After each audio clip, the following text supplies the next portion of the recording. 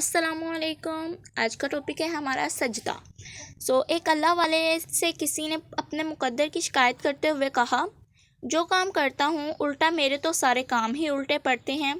انہوں نے پوچھا، مہر دیکھی ہے؟ کہنے لگا، جی۔ پوچھا، یہ بھی جانتے ہو کہ مہر پر لکھائی کیسے ہوتی ہے؟ کہنے لگا، مہر پر الٹے الفاظ لکھے جاتے ہیں۔ انہوں نے پوچھا، میاں جانتے ہو کہ وہ سیدھے کیسے ہوتے ہیں؟